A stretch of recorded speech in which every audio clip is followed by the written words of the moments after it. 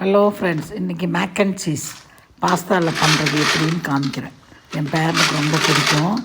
அது பண்ணுறதுக்கு தண்ணியை கொதிக்க வச்சு 4 கைப்பிடி பாஸ்தா அதை எடுத்து போட்டு நல்லா நூடுல்ஸ் எப்படி செய்வோம், நல்லா வேக வைப்போம் இல்லைங்களா, அது மாதிரி வேக வச்சுட்டு அதுக்கு பெப்பர் தூள் கொஞ்சம் பவுட்ரு பண்ணி வச்சுட்டு நல்லா வெந்த உடனே அதை வடிகட்டணும். ஃபுல்லாக வடிகட்டி அதை வச்சிடணும். அதுக்கப்புறம் நல்லா வடிகட்டிடணும் சுத்தமாக. அதுக்கப்புறம் வெண்ணெய் ஒரு 25 கிராம் வெண்ணெய் போடணும். அதில் போட்டு நல்லா வெண்ணெயை போட்டு நல்லா அதை உருக்கிட்டு அது நல்லா லிக்விட் மாதிரி ஆனவுடனே கார்ன்ஃப்ளவர் ஒரு 1/4 கப்பு, ஏன்னா இந்த அளவுக்கு இதுக்கு போதும். கார்ன்ஃப்ளவர் போட்டு அதை நல்லா அந்த வெண்ணெயில் போட்டு நல்லா வேக வைக்கணும். அது நல்லா வெந்த உடனே பால் ஒரு 1/4 லிட்ரு ஊற்றிருக்கிறேன். 1/4 லிட்ரு ஊற்றி, ஆக்சுவலாக 1/2 லிட்ரு கூட ஊற்றலாம். நான் கொஞ்சம் நம்ம வயசானவங்க தானே 2 பேரும் அப்படின்னு பெப்பரை போடணும்.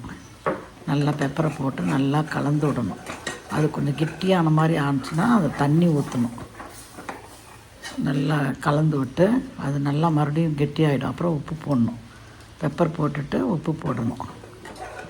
நல்லா கலந்து விட்டுட்டு அந்த தண்ணி பாருங்கள், இருத்து வச்சுருக்கோம்ல பாஸ்தா தண்ணி, அதையே ஊற்றலாம். கெட்டியாக ஆக அந்த தண்ணியே ஊற்றலாம், டேஸ்ட்டாக இருக்கும். பாஸ்தாவை நல்லா எடுத்து போட்டுட்டு மறுபடியும் அப்படியே கெட்டியாகிடும். அப்புறம் மீதி இருக்கிற தண்ணி எல்லாத்தையும் அதில் ஊற்றிடலாம். இந்த பாஸ்தா தண்ணியை, அந்த பாஸ்தா வடிகட்டுற தண்ணி. அப்புறம் அமுல் சீஸ் எடுத்து அதை துருவி கடைசியில் இறக்குறப்போ நல்லா ஒரு ஸ்கொயர் இதில் எடுத்து துருவிடணும். சீஸ் போடணும் நல்லா.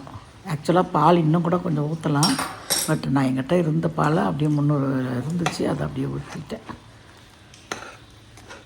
இதுக்கு மைதா கூட போடுவாங்க. கார்ன்ஃப்ளவர் பதில் பட்டர் போட்டுட்டு மைதா கூட போடுவாங்க. இதை பாருங்கள், 2 கப்பில் ஊற்றி வச்சுருக்கிறேன். நல்லா சூடாக இருக்குது. போட்டு நல்லா டேஸ்ட்டாக இருக்கும்.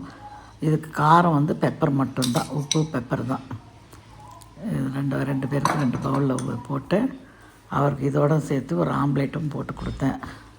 நல்லா இருந்துச்சு. நீங்களும் செஞ்சு பாருங்கள்.